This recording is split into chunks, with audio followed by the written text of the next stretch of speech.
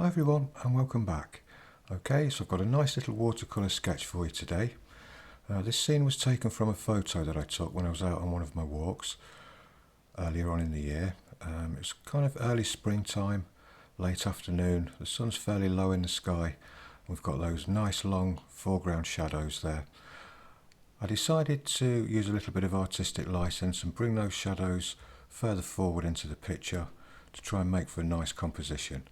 It's a very simple scene, just a few little hedgerows and trees, very typical of the area where I live.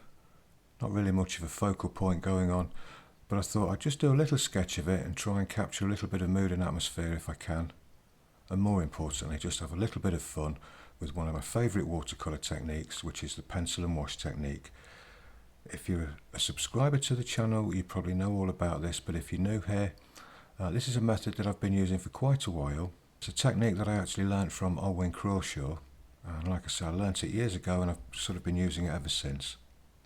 It's a really good technique for people that like to go out and about sketching, or it's a really good technique for beginners as well, because it's very easy to do.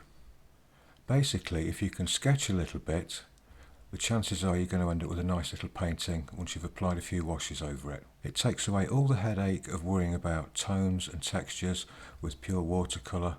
All of that is done for you with the graphite in the initial drawing stage. So anybody that's kind of curious about watercolour, they've got some experience with drawing and they'd like to try watercolour, give this method a try. It's really good. In fact, I've got a lot of people started with watercolour using this method.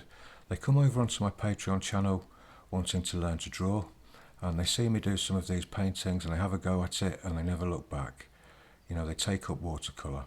So if this is something that you're interested in, there's a full tutorial of this and many other pencil and wash and watercolour paintings over on my Patreon channel, plus lots of graphite drawings and other media as well.